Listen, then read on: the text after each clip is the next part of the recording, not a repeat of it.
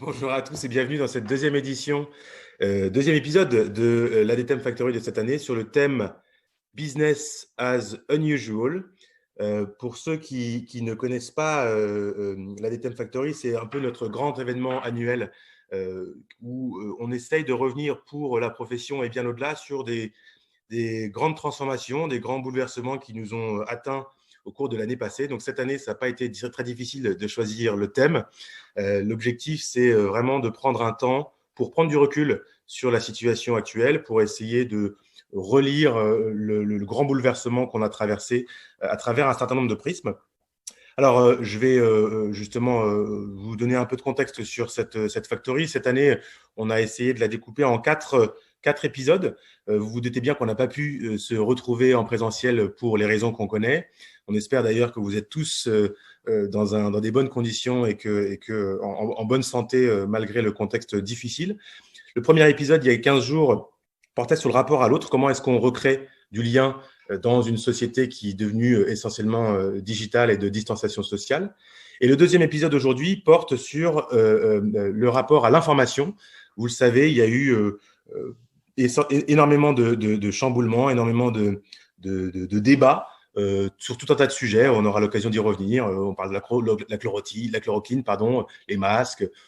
Qu'est-ce qu'il en advient de la question des experts? Tout ça, ce sont des sujets qui nous traversent et dans lesquels le rôle des marques est particulièrement et des médias évidemment est particulièrement sensible et particulièrement critique. Et puis, on vous donne rendez-vous aussi sur les prochains épisodes à venir sur le rapport au temps et le rapport à l'espace. Quel est notre rapport au durable, au jetable? Et puis, quoi faire dans ce monde, dans ce nouveau monde en termes de mobilité? Quelles vont être les nouvelles perspectives qui s'ouvrent au niveau de la façon dont on consomme les villes notamment? J'en profite simplement, tant que j'ai encore la parole, avant de la passer à nos merveilleux intervenants d'aujourd'hui, pour remercier chaleureusement nos différents sponsors.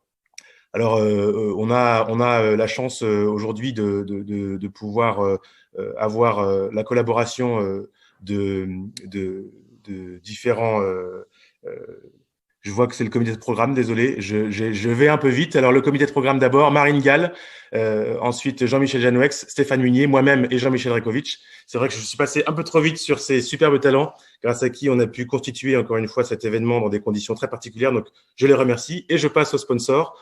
Pardon pour ce petit glitch de début. Les sponsors de cette édition, donc le sponsor de l'intégralité de l'émission, de l'édition, American Express. Et puis Brainsonic, grâce à qui on arrive à produire cette édition et cet épisode aujourd'hui. Cision, qui aura une capsule qui va intervenir aujourd'hui pour nous partager aussi sa vision sur le rapport à l'information. Elsen Bank, l'ICD, KPMG et également le nomination notre partenaire Gold. Et je poursuis avec les partenaires médias, Digital CMO, Marketing, l'ISEG, J'ai un pote dans la com, Stratégie et TBS. Voilà, je les ai tous cités. Donc, merci à eux. C'est important de pouvoir, en tant qu'association, continuer d'avoir le soutien de partenaires comme ceux-là pour pouvoir continuer à faire ce type d'événement. Et puis, je voudrais aussi mentionner le fait qu'on s'est associé avec l'AACC, que je remercie aussi tout particulièrement, notamment Marie-Pierre Bordet, qui s'est associée à cet événement assez naturellement, puisque quand on pense à information, on pense aussi à communication. Voilà, j'en ai terminé pour cette introduction un peu acrobatique. Je m'en excuse et je passe la main à Joël qui va prendre la main pour modérer cet épisode. Bon streaming à tous. Bonjour, merci Maurice pour cette introduction. Bonjour à toutes et à tous. Donc,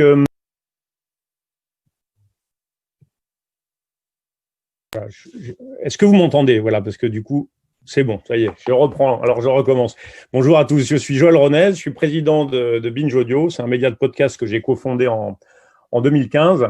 Alors, pour introduire le débat, je pourrais donner un exemple concret des rapports fructueux et mécomplexes que nous entretenons avec les entités représentées par chacun des trois invités d'aujourd'hui. À Binge Audio, nous sommes un petit média indépendant, mais cette indépendance passe par notre équilibre économique qui dépend pour partie des annonceurs et de notre capacité à fédérer une audience. Nous disposons d'une rédaction qui parfois enquête et peut mettre en cause des acteurs publics ou privés, mais nous sommes aussi fournisseurs d'entreprises en leur proposant des prestations de communication via notre département de production de marque. Nous déplorons souvent la simplification des opinions ou les débats lapidaires ou sans nuance qui cristallisent les passions sur les réseaux sociaux, mais nous développons, nous créons un lien, nous fidélisons nos audiences via ces mêmes réseaux sociaux. Donc tout n'est pas si simple. On est dans une ère où cohabitent des paradoxes et d'autres paradoxes encore qui ont été mis en lumière avec le Covid. Si je résume, il y a les Français déclarent une défiance envers la presse et les médias, mais pendant le confinement, ils ont les yeux et les oreilles rivés sur les médias, qui donc du coup augmentent leur nombre d'abonnés payants. Les réseaux sociaux concurrencent les médias en temps d'utilisation, en usage, et parfois les dépossèdent de leur monopole de source de l'info. Mais c'est aussi la caisse de résonance. Et donc, ils dépendent aussi de leur bonne santé, de leur capacité à fournir des contenus structurés et valides.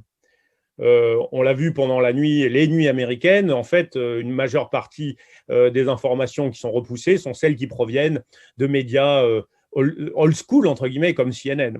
On leur reproche de propager des infos discutables et s'ils interviennent dans la modération des contenus, on leur reproche de sortir de leur rôle. Et enfin, on demande aux entreprises un effort de transparence, mais à la fois de ne pas quitter le front publicitaire pendant le Covid et d'un autre côté, on leur oppose parfois qu'elles peuvent mettre un peu trop en scène leurs informations ou de faire du storytelling. Voilà, donc la bonne nouvelle, c'est que tout n'est pas si simple et que ça va pouvoir largement occuper l'heure et demie que nous allons passer ensemble ce matin. Donc nous allons explorer ensemble ces paradoxes, ces différentes complémentarités, cette symbiose parfois conflictuelle mais peut-être nécessaire et le rôle que peuvent jouer les marketeurs dans ces relations. Donc nous avons 3 représentants des acteurs principaux de l'information d'aujourd'hui. Donc, Catherine Sueur, qui est présidente de Télérama, présidente du conseil de surveillance de l'Obs. Également Damien Viel, CEO de Twitter France, et Julien Villeray, senior EVP Groupe Communication, donc directeur de la communication groupe d'EDF. Nous aurons également les questions des membres de la DTM, l'intervention de Xavier Simon, le DG de Cision France, et une question d'Anne-Marie Damelincourt, donc de Blue Lemon Insight et Stratégie. Alors, important dans la façon d'organiser les débats, vous qui suivez ce débat confortablement installé au bureau ou chez vous, vous n'hésitez pas à poser des questions tout le long de l'intervention, au fil de l'eau. Donc, on est organisé pour pouvoir les traiter, les classer et éventuellement donc, les proposer à nos intervenants en temps réel. Donc, vous n'hésitez pas à poser votre question. Vous avez les outils pour faire ça. Et effectivement, donc, du coup, on s'organise pour en faire part. On n'aura pas de session de questions à la fin, de Q&A. On va le faire de manière dynamique pendant la discussion. Donc, évidemment, posez votre question. Même si on y répond plus tard, on la casera au bon endroit. Voilà. Donc, et de la même manière, chers intervenants, chères intervenantes, levez la main afin que je puisse le voir, afin de vous donner la parole, puisqu'on ne dispose pas de la même fluidité que sur un plateau ou autour d'une table où on peut rebondir de manière facile ou faire savoir qu'on souhaite prendre la parole sur ce que vient de dire l'intervenant. On va essayer au mieux de faire vivre cette fluidité, donc n'hésitez pas, signalez-moi au moment où vous voulez prendre la parole. Voilà, donc je vais commencer directement peut-être par poser une question à Catherine Sueur, puisqu'on parlait de défiance envers les médias. Et j'ai souvent tendance à penser, mais peut-être je me trompe, que c'est aussi peut-être un... est-ce que la défiance envers les médias est une fake news qui est bien commode, tout le monde se dit finalement c'est bien pratique et abondons dans cette idée reçue, ou alors c'est réel? Merci Joël, merci à tous de m'avoir invité à participer à cette table ronde sur ce sujet effectivement intéressant et passionnant même de la réelle relation des Français avec les médias. Je pense que tu résumais bien dans ton introduction le paradoxe qu'on a vécu pendant la crise du Covid, parce que je pense que les Français n'ont jamais autant consommé de médias et de médias d'information. Les audiences sur le site du Monde, elles ont doublé pendant le confinement. Là, ce confinement qui n'est peut-être pas aussi strict que le premier, les audiences s'envolent. Donc, on est dans un contexte où les Français ont besoin d'informations. Et en même temps, tu le disais très justement, il y a une défiance à l'égard des médias. Moi, j'ai pour préparer cette intervention, les différents baromètres qui peuvent exister, que ce soit le baromètre de la confiance des médias que publie la Croix chaque année, ou alors le baromètre de la confiance en politique que publie le Cevipof. C'est vrai que c'est assez difficile et que les médias, on est toujours parmi les institutions, avec le gouvernement d'ailleurs, en qui les Français font le moins confiance. Après, si on regarde plus précisément, je pense qu'effectivement, c'est une crise de confiance d'un certain nombre d'institutions. Je pense que les médias ne sont pas seuls dans cette situation-là. C'est le cas d'ailleurs des réseaux sociaux. Je pense que la confiance en les réseaux sociaux est encore plus faible que celle que les Français témoignent envers les médias. Et après, il y a quand même un petit indicateur d'optimisme dans cette crise, c'est que si vous regardez le dernier indicateur du baromètre du Cevipof, la confiance que les Français portent dans les médias est passée de 23% à 33% entre la vague de janvier 2019 et la vague d'avril 2020. Donc je pense qu'il y a aussi cette crise et tout ce qu'on dit sur les réseaux sociaux et leur absence de fiabilité, de crédibilité, etc., a quand même revalorisé, j'espère, l'image des médias en qui les Français continuent à faire confiance. Après, je peux continuer pendant des heures, donc je ne sais pas si c'est... Justement, je vais reposer, je te redonne la parole tout de suite, je vais poser la question à Damien. Catherine disait que la confiance dans les réseaux sociaux est plus faible que celle des médias. Et est-ce que, d'abord, est-ce que tu peux confirmer ça et éventuellement dire, est-ce qu'il y a eu une évolution pendant le Covid sur ce point ? Bonjour à tous. Moi, je peux vous confirmer une chose, comme le disait Catherine, c'est qu'on n'a jamais autant consommé, on n'a jamais autant utilisé aussi bien les médias dans leur forme digitale que les médias dans leur forme sociale. Et c'est vrai que après une évolution de 34% de la quantité d'utilisateurs quotidiennes de Twitter au deuxième trimestre, on a vu encore une augmentation de quasiment 30% au troisième trimestre. Donc, on n'a jamais autant consommé Twitter, on n'a jamais autant consommé d'informations sur Twitter. Et la position de Twitter d'accueillir l'information et d'accueillir les médias a jamais été aussi importante et aussi forte. Et que il n'y aura pas de Twitter en bonne santé sans avoir des médias en bonne santé, sans avoir des médias qui sont intéressants, des médias qui sont utilisés. Et c'est vrai que l'information a joué un rôle extrêmement important dans la croissance de Twitter. Et nous sommes dans notre existence d'entreprise qui est finalement une entreprise relativement petite, très indépendante, extrêmement liée au destin de médias qui sont à la fois crédibles et en bonne santé. Ce qu'on a vu, nous, émerger, c'est un phénomène qui est encore plus complexe d'augmentation de la consommation sur Twitter, d'informations, mais pas seulement. Et nous, le phénomène, il est hyper intéressant, c'est que c'est aussi tout le reste qui a connu une explosion et des sujets qui étaient traditionnellement traités sur Twitter, le sport, la cuisine, les loisirs, ont littéralement explosé jusqu'à certaines périodes, au plus fort de la crise du Covid, ne faire représenter que 10 à 15% les conversations autour des news et autour du Covid. Tout le reste, c'était autre chose. Les Français voulaient parler d'autre chose, de sujets avec beaucoup plus de diversité, des sujets hyper sportifs, drôles. Enfin, il y a eu vraiment quelque chose qui a changé dans la manière dont les Français, qui étaient jusqu'à présent extrêmement news dans leur consommation de Twitter, a évolué. Est-ce que tu mets en avant le fait que vous proposez de la diversité? Il vous est parfois reproché, au contraire, d'alimenter une bulle de filtre. C'est-à-dire que au lieu de proposer de la diversité, de renforcer des portes d'entrée sur différents sujets, au contraire, on a tendance à recréer en fait plutôt de la confirmation de contenu et de choses auxquelles on est déjà convaincu. On donnait l'exemple, c'est France Inter qui a enquêté hier, qui a reconstitué la timeline de Donald Trump, alors qu'il y a un cas extrême, on va pas, c'est un peu le Godwin du Twitter, mais on va le prendre quand même, où en fait, il s'est abonné à 50 comptes et il reconstituait ce que voyait Donald Trump lui-même.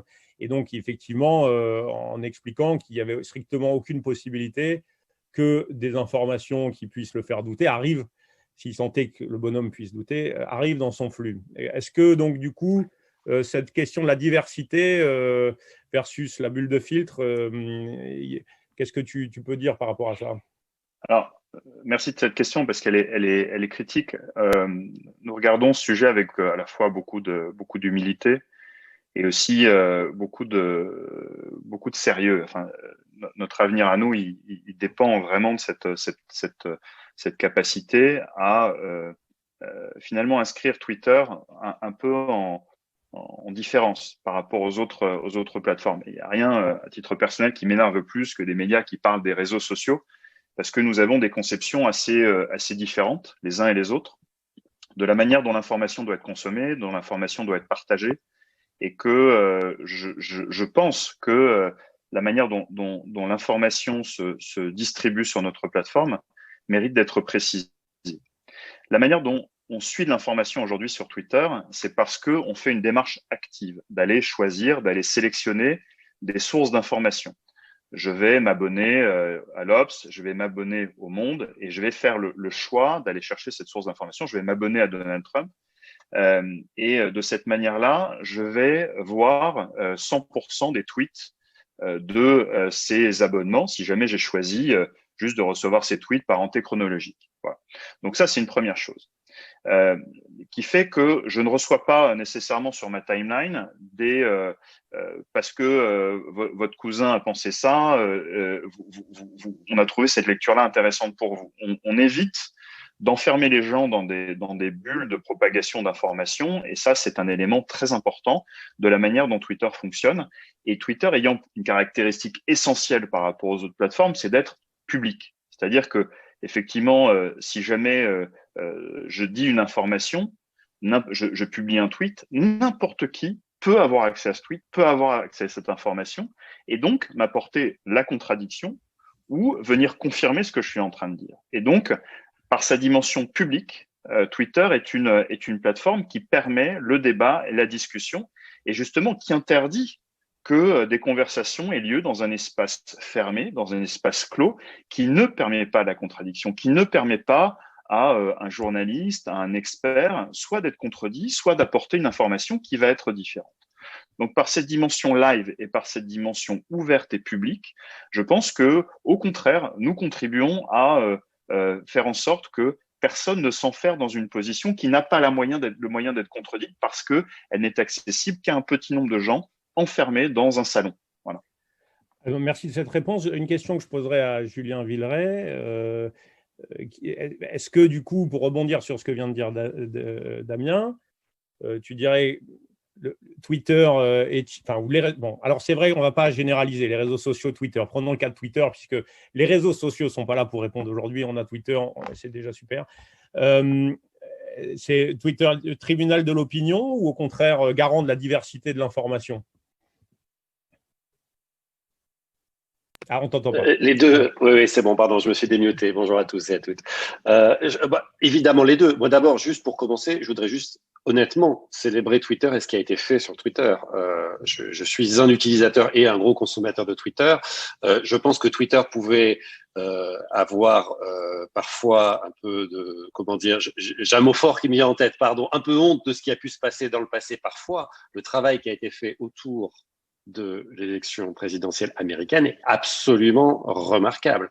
Et il est absolument remarquable dans sa capacité à flaguer des expressions qui pourraient être dangereuses pour la démocratie, mais qui pourraient être aussi tout simplement fausses. Et évidemment, apporter cette double dimension, et c'est évidemment les deux à la fois, c'est à la fois une animation du débat démocratique, et c'est très riche, et je crois que ça a été vraiment très, très bien fait et très intéressant sur Twitter, et en même temps, cette dimension finalement, et je trouve que c'est ce que Twitter a réussi à faire, c'est redevenir ce qui, à mon avis, il aurait pu être dès le départ, c'est-à-dire un relais d'opinion. Twitter était finalement devenu une plateforme, enfin était initialement, pardon Damien, je ne veux pas parler évidemment à la place de Twitter, mais il me semble en tout cas qu'au départ c'était une plateforme de libre expression, une sorte de libre antenne, hein, comme d'ailleurs on a connu ça à différentes époques sur différents médias, la radio a été une libre antenne, etc.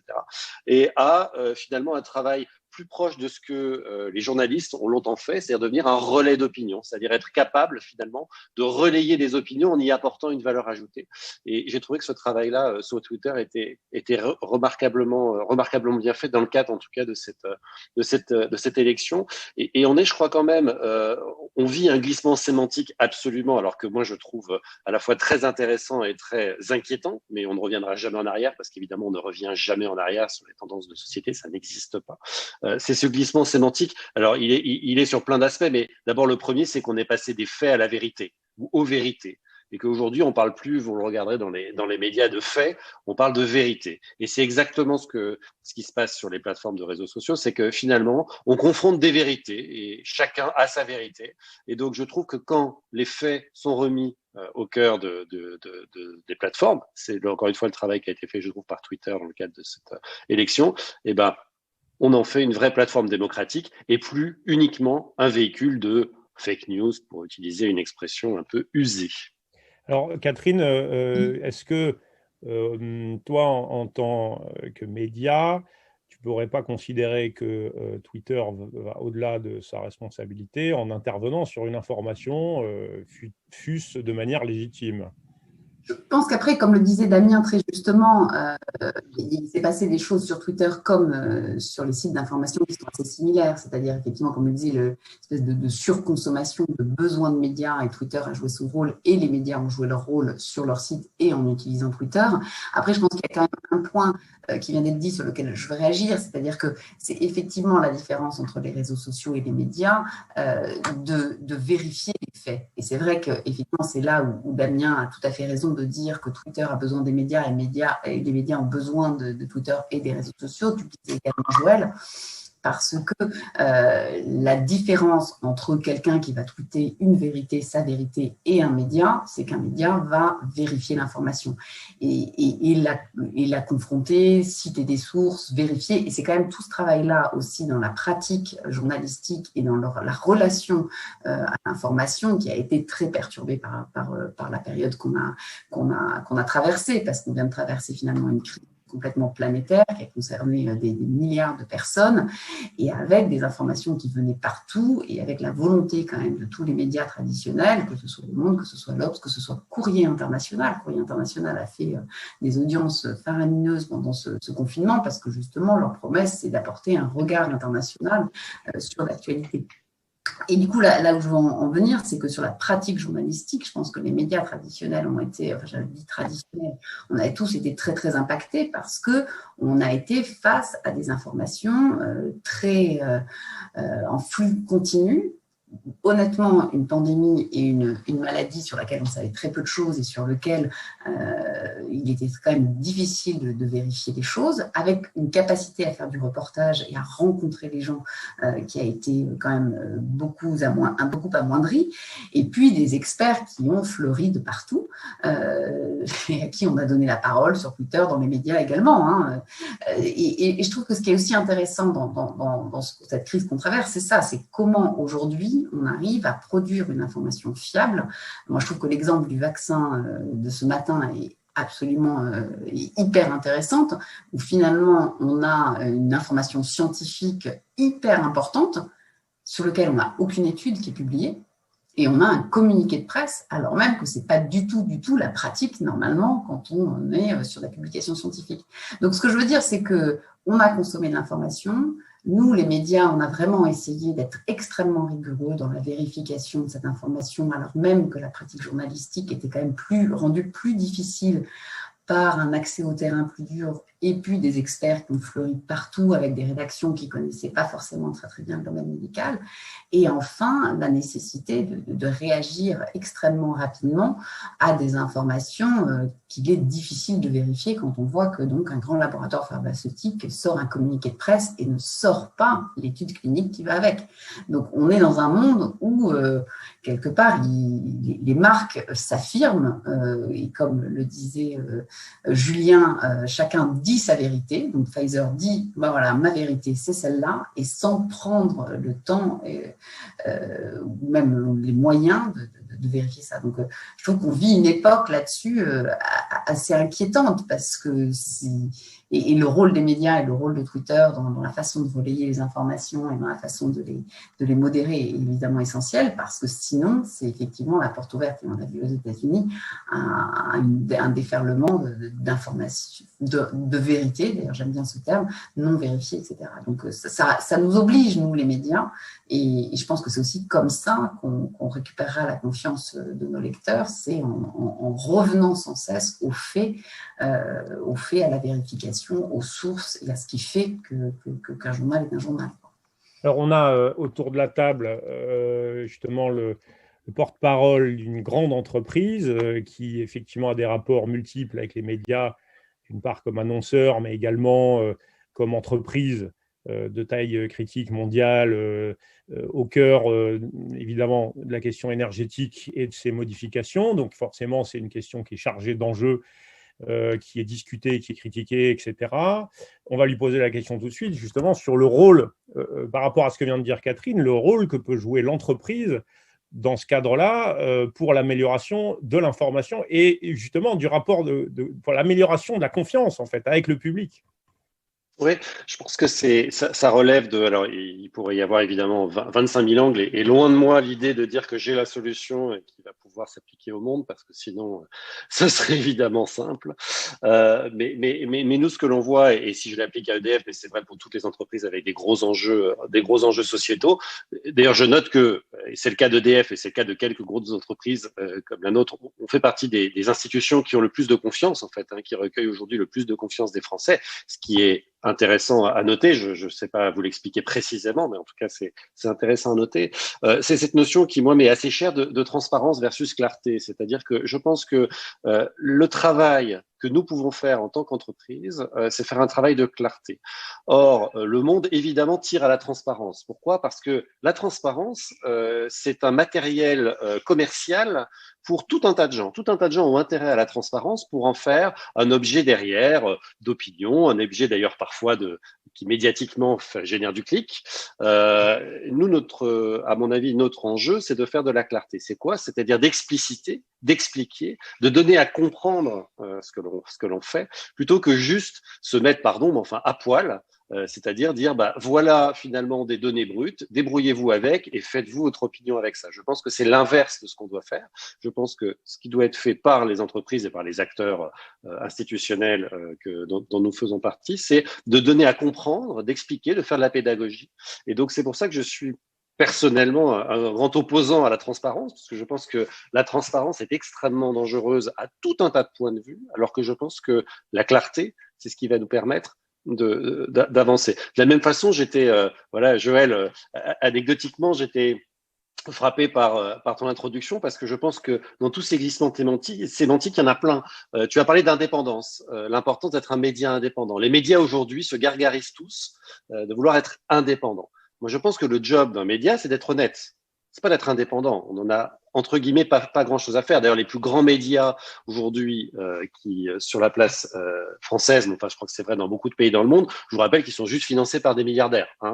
Et c'est le cas évidemment des plus grands médias que nous lisons tous. Si je prends les quotidiens français, de Libération au Monde, en passant par Le Figaro, évidemment que c'est pas uniquement sur leur propre mérite qu'ils arrivent à vivre aujourd'hui économiquement. Donc, je pense que il faut qu'on parle des vrais problèmes. Et le vrai sujet pour moi, pour une entreprise, en tout cas comme EDF, c'est d'être capable d'être clair, d'être pédagogue dans ce qu'elle a à dire, plutôt que d'être transparente. Alors, je ne vais pas te répondre sur la question de l'indépendance, puisque je suis juste chargé de modérer le débat et de ne pas être partie prenante, mais je vais… C'est une provocation. Donner la parole tout à l'heure à Catherine, qui a forcément un point de vue là-dessus. Peut-être Damien, parce que, le première remarque que je pourrais te retourner, c'est à Julien, dans ta distinction transparence-clarté, avant de passer la parole à Damien, est-ce qu'on ne peut pas vous reprocher d'être un peu jugé parti et de fabriquer votre propre information là-dessus ? Ah, mais alors, c'est notre rôle. Nous, notre rôle aujourd'hui, c'est de faire de la communication, pas de l'information. Ne nous trompons pas. C'est quoi de la communication ? De la communication, c'est une information avec une intention. Et c'est bien ce que l'on fait. C'est bien notre métier. On sert évidemment à ça. Après, il y a d'autres choses qui s'appellent la réglementation ou la régulation, selon les marchés et les sujets, qui là vont contraindre légalement une entreprise à donner un certain nombre d'informations sans filtre. En l'occurrence, évidemment, vous le savez bien pour ce qui concerne EDF sur le nucléaire. Donc, il y a une loi transparence, elle s'appelle comme ça, anecdotiquement, qui date d'il y a une vingtaine d'années et qui fait que quand un ouvrier se tord la cheville sur un chantier, fût-il loin de toute matière radioactive, ça donne lieu à un communiqué de presse, un tweet, etc., sur la base que tout ce qui se passe dans le nucléaire doit faire l'objet de la transparence la plus totale. Mais une fois qu'on a dit ça, une fois qu'on a fait ça, que la loi s'est occupée de ça, ça n'apporte en rien mais alors vraiment en rien, ni de la confiance, ni de la pédagogie, ni de la compréhension. Et donc, les rôles des communicants, en l'occurrence, c'est mon job, c'est justement de prendre ces informations brutes qui n'ont pas grand intérêt, un ouvrier s'est tordu la cheville sur un chantier, et d'en faire une communication, c'est-à-dire d'expliquer pourquoi, quel risque ça peut représenter ou pas, et qu'est-ce qui s'est passé ce jour-là. Et ça, c'est bien le rôle de la communication. Le rôle des entreprises n'est pas de faire de l'information, ça c'est le rôle des journalistes. Le rôle des entreprises, c'est de faire de la communication. Alors, on a bien compris la distinction que tu fais. Peut-être, Damien, qu'est-ce que tu penses justement de cette distinction entre la transparence et la clarté? Comment une entreprise comme Twitter se positionne là-dessus? Alors, c'est une question qui est très complexe, hein. Moi, je trouve que le travail justement qui a été fait par EDF il y a déjà bien longtemps d'établir cette relation de confiance, parce que quand Jean-Bernard Lévy a ouvert son compte Twitter, il y avait un contrat qui était nouveau pour un patron d'entreprise comme EDF. Quand le patron des centrales nucléaires chez EDF a décidé d'ouvrir son compte Twitter, on s'est dit, on nous dira jamais plus que, oh là là, je peux pas aller sur Twitter parce que c'est dangereux. Même quelqu'un qui a ce niveau de responsabilité-là et ce niveau de polarisation dans le débat est capable d'avoir un compte Twitter. Quand chacune des centrales nucléaires d'EDF en France a ouvert son compte Twitter pour s'assurer que en cas d'urgence, il fallait communiquer aussi malgré tout avec un écosystème local pour établir une relation de confiance. Enfin, à tout niveau, je trouve qu'il y a eu une espèce de modèle de communication d'EDF qui a été assez remarquable et qui a un peu préfiguré ce qui se passe aujourd'hui de manière extrêmement importante dans la quasi-totalité des grandes entreprises françaises, grandes et plus petites d'ailleurs. C'est la compréhension que les enjeux de communication pour une entreprise se jouent désormais à un niveau différent. C'est un niveau qui aujourd'hui, pour moi, est aussi importante en termes de conséquences sur, non pas seulement sur la valeur de l'entreprise, mais aussi sur son chiffre d'affaires, sur ses revenus, et pas seulement auprès d'une génération Z qui a besoin de savoir comment sont fabriqués les produits, d'où ils viennent, comment est-ce que l'entreprise est gérée, est-ce que les gens y sont heureux, comment est-ce que voilà. Et que pour moi, il y a une vision de communication qui a beaucoup évolué et qui est devenue alors, on commence à tangenter avec l'information, Julien, pardon, mais la manière aujourd'hui dont cette information, par exemple, doit être incarnée par le dirigeant d'entreprise, qui doit porter cette parole. Regardez, pendant la crise du Covid, la communication de Dominique Schelcher, la communication d'Emmanuel Faber, regardez la communication de Michel-Édouard Leclerc, enfin, je peux pas tous les citer, ces dirigeants d'entreprise, Farandou chez SNCF. Enfin, ils se sont tous mis devant, un peu comme les politiques leur demandaient de se mettre devant, c'est-à-dire dites-nous ce que fait votre entreprise, la manière dont elle agit dans la crise, la manière dont elle va aider ses clients, la manière dont elle va protéger ses salariés, et qu'on n'a jamais vu finalement les chefs d'entreprise porter autant cette incarnation de la parole de l'entreprise avec une force et une puissance et une rhétorique. Hein. Regardez les mots, ils sont politiques. À chaque déclaration du président Macron se succédait une déclaration des chefs d'entreprise qui répondait point par point à cet engagement. Enfin, c'était vraiment une rhétorique politique. Et tout a suivi, c'est-à-dire que quand on regarde après le reste du phénomène, c'est un phénomène qui, pour moi, est quand même aujourd'hui met en avant la nécessaire transparence que demande l'ensemble de l'écosystème à l'entreprise. On doit voir un petit peu plus clair ce qui se passe à l'intérieur. C'est-à-dire que aujourd'hui, quand Emmanuel Faber engage une conversation avec Christiane Lambert de la FNSEA, avec les gens qui parlent plutôt d'écologie et de plastique, il va créer autour de lui une interaction avec son écosystème, des gens qui sont pas forcément ses amis d'ailleurs, hein, et il va entamer avec eux une conversation parce que l'entreprise aujourd'hui, elle doit être beaucoup plus ouverte dans cette communication sur un écosystème très large de gens qui la consomment, mais de gens qui la consomment pas. Et que le jour où il y a un problème, c'est là où on teste la véritable solidité de l'entreprise. C'est quand le jour où Danone a une question sur le prix du lait, si c'est la patronne de la FNSEA qui répond en disant non, attendez, eux, on discute avec eux depuis un moment et ils agissent très bien, il y a une espèce de barrière de corail qui s'est dressée autour de l'entreprise et qui la protège. Et que ça a un prix, ça. Ça a un prix qui est pour moi une plus grande transparence, justement, dans l'information que l'entreprise communique à l'extérieur. Et alors, elle fait le choix, mais moi, je pars du principe, c'est que quand on sait que Twitter, aujourd'hui, c'est la première plateforme utilisée dans les entreprises de plus de 100 salariés, on part du principe qu'il n'y a plus d'information interne à l'entreprise. Ça n'existe plus.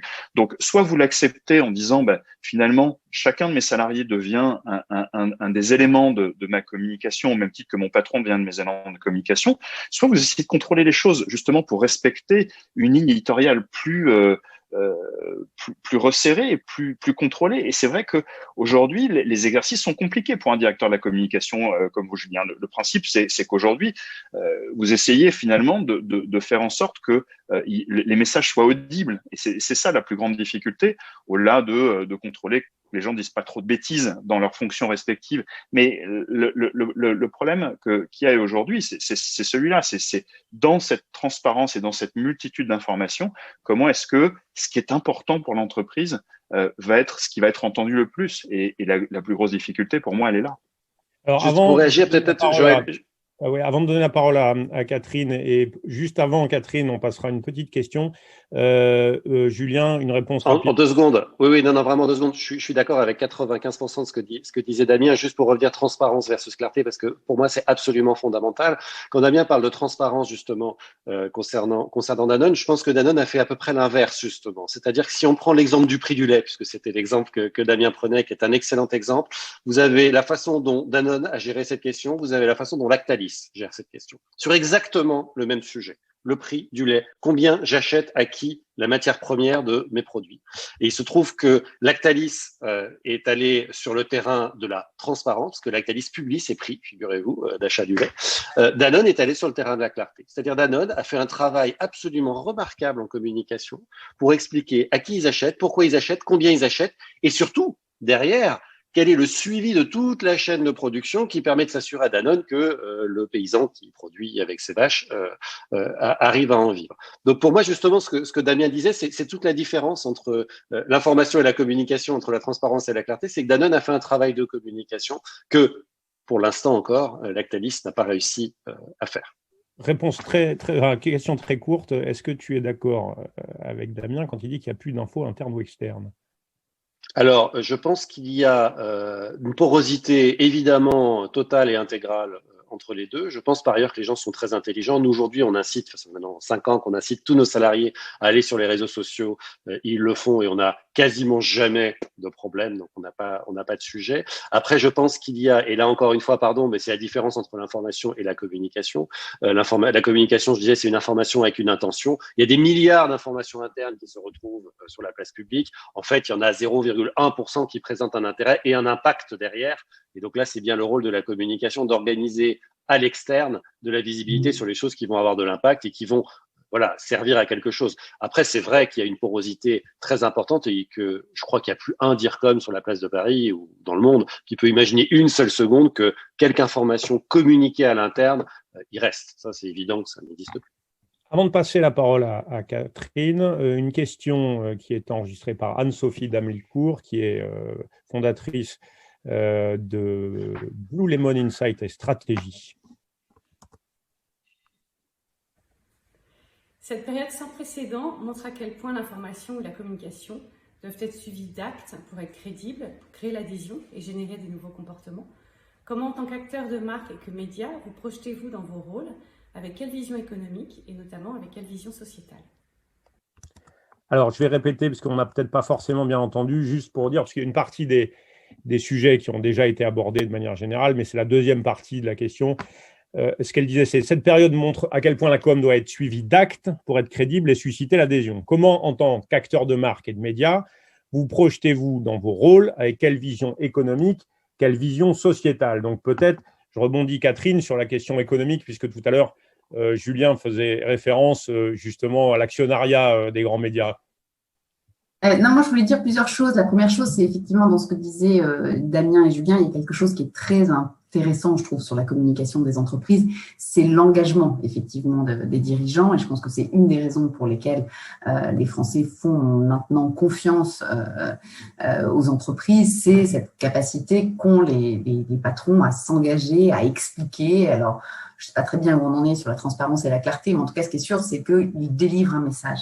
Et du coup, je me faisais la réflexion que les médias, par définition, enfin, on a quand même très peu de dire comme dans les médias. Les médias sont assez mauvais en communication, d'ailleurs interne comme externe. Et effectivement, ce que disait Julien sur l'indépendance éditoriale, en disant, de toute façon, tous les groupes de presse sont détenus aujourd'hui par des grands entrepreneurs français, en l'occurrence. C'est une très mauvaise communication de notre part sur ce que c'est que l'indépendance éditoriale. Puisque l'indépendance éditoriale, concrètement, qu'est-ce que ça veut dire? Ça veut dire que dans tous les médias et en tout cas tous les médias du groupe Le Monde, on a aujourd'hui des entreprises qui sont dirigées par un binôme. Donc moi, typiquement, je suis présidente du directoire de Télérama et la vice-présidente et la directrice de la rédaction, Fabienne Pasco. Et il y a une indépendance éditoriale. Fabienne Pasco ne rend pas compte sur ce qu'elle écrit dans le journal. Et c'est vrai au Monde, où effectivement le président du directoire du groupe Le Monde est Louis Dreyfus. Il y a un directeur du journal qui est Jérôme Fenoglio et Luc Brunner, un directeur de la rédaction, et ils ne rendent pas compte au PDG. Et ça, c'est quand même quelque chose de très particulier. Je pense qu'il y a quand même pas beaucoup d'entreprises où finalement vous avez une énorme partie où quelque part le principal manager de l'entreprise ne rend pas compte au PDG parce qu'il y a cette indépendance éditoriale. Et concrètement, aujourd'hui, un journaliste peut écrire ce qu'il veut sous réserve, que ce soit vérifié, etc. Et donc, je me dis, en vous écoutant, que finalement, comme souvent, les cordonniers sont les plus mal chaussés, mais les médias, on communique très mal sur ce qu'est notre métier. Et si je prends l'exemple de Télérama, qui est un média culturel, et pour rebondir sur ce que disait Damien en début d'intervention, sur le fait que les gens, pendant le confinement, ont consommé de l'info, mais consommé aussi beaucoup d'autres choses. Nous, à Télérama, on a un journal de référence sur la culture, on propose une certaine idée de la culture, on propose chaque soir une sélection qui répond à la promesse « On regarde quoi ce soir ?» qui est quelque chose, j'espère, de très utile et je vous incite à la regarder pour avoir des conseils de programmes à regarder. L'indépendance éditoriale, qu'est-ce que ça veut dire à Télérama? C'est que moi, j'ai des journalistes qui écrivent ce qu'ils veulent indépendamment des pressions de tel ou tel distributeur, de tel ou tel cinéaste, etc. Donc, c'est quelque chose qui est difficile à comprendre. D'ailleurs, à Télérama, on fait même de la critique négative, ce qui, aujourd'hui, dans la sphère culturelle est rare. Donc, on n'a pas que des amis parce qu'on accepte de dire et de faire un travail journalistique, un travail critique sur des œuvres culturelles. Donc, ce que je voulais dire, c'est que c'est pas que des mots, l'indépendance éditoriale, c'est des questions organisationnelles, c'est des questions effectivement de circuit de la copie et de vérification des informations, et c'est évidemment des questions vis-à-vis de la publicité, d'indépendance totale par rapport à la régie publicitaire. Moi, je ne sais pas les pages de publicité qui vont être passées dans tel ou tel magazine ou dans le monde. Donc, il y a quand même des verrous et des mécanismes qui permettent de garantir cette indépendance éditoriale qui n'est pas que des mots, encore une fois. Voilà. Est-ce que, juste un petit mot sur la distinction que faisait Julien tout à l'heure sur la nécessaire effort de clarté versus transparence? Oui, et je me rendais compte que je ne répondais pas à la question sur les enjeux économiques, parce qu'effectivement, les médias... sur la clarté versus la transparence. Vas-y, réponds sur les enjeux économiques peut-être, et puis ouais. Oui. Sur les enjeux économiques, je pense que cette crise, elle nous a tous quand même énormément challengés. Alors là, pour le coup, entreprises, réseaux sociaux, enfin en tout cas peut-être Twitter, en tout cas médias avec les annonceurs, on a été quand même extrêmement challengés parce qu'on a perdu une grande partie de nos revenus publicitaires et donc c'était quand même difficile. Et en plus, on pâtit de quelque chose qui est qu'on a une crise qui n'en finit pas, d'un manque de prévisibilité, donc les annonceurs détestent ça. Donc ça a été quand même extrêmement difficile. Mais d'un autre côté, il y a eu quand même aussi des très bonnes nouvelles, c'est-à-dire que je pense que les gens ont consommé de l'information et les gens ont accepté de payer pour consommer de l'information. Au groupe Le Monde, on a fait des bons sur l'abonnement numérique. Aujourd'hui, Le Monde a 320 000 abonnés numériques, Courrier International 55 000 abonnés numériques, l'Obs et Télérama entre 20 000 et 30 000 abonnés numériques, et on a fait 3 fois plus de recrutement pendant la période du confinement que ce qu'on faisait les années précédentes. Donc, on a perdu en pub, mais on est en train d'essayer d'inventer un nouveau modèle économique en disant aux gens, si vous voulez de l'information, qui aura fait l'objet d'une analyse, parce que je pense que nous, on n'est pas d'une analyse, d'une vérification, et qui soit la plus claire possible. Je pense que le rôle des médias, c'est effectivement pas la transparence. Le rôle des médias, c'est la clarté aussi. C'est effectivement bien expliquer, décortiquer, décrypter. Il n'y a pas de doute pour moi. Hein. C'est pour ça que je répondais pas à la question, parce que pour moi, c'est évident. C'est-à-dire que nous, on n'est pas transparent par définition. Nous, on essaie d'être le plus clair possible, et c'est aussi comme ça qu'on regagnera la confiance. Et du coup, la mauvaise nouvelle du confinement, c'est que la pub s'est effondrée. La bonne nouvelle, c'est que les lecteurs ont été quand même très fidèles, très présents, à la fois sur des enjeux de news, comme le disait Damien, mais aussi sur plein d'autres choses, sur la culture, sur les livres. On fait des audiences en ce moment extrêmement importantes sur les conseils de lecture. Ça, c'est pas tout de promouvoir le click and collect, mais il faut aussi proposer des livres à lire. Et du coup, je trouve qu'il y a quelque chose qui reste encore fragile, mais qui commence à se construire sur la compréhension. Avant, les gens allaient acheter leur journal en kiosque, on sait tous que ça va s'arrêter.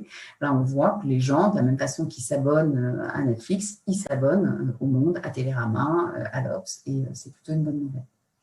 Alors, avant de rebondir dans le débat, point de vue de l'expert, quand à la lecture du rapport de l'entreprise Cision sur le Covid-19, qui est intitulé « Épidémie médiatique », que j'ai lu avec intérêt, on peut lire la chose suivante. 94% des marketeurs et communicants affirment qu'il est important de communiquer pendant la pandémie, mais 43% estiment qu'il vaut mieux arrêter de communiquer si la campagne n'est pas liée aux préoccupations du public. Alors, je vais donner la parole à Xavier Simon. D'abord, en quelques mots, présentez-nous Cision France. Merci Joël, bonjour à tous. Cision en France est le partenaire privilégié des communicants, des marketeurs, mais aussi des médias, puisque nous sommes un acteur majeur de l'écosystème. Nous équipons les communicants de manière très large pour qu'ils puissent identifier les bons relais d'information, communiquer et mesurer l'impact de leurs actions. Et alors, je peux rebondir donc sur votre question peut-être. Oui, tout à fait. Puis ensuite, oui, allez-y.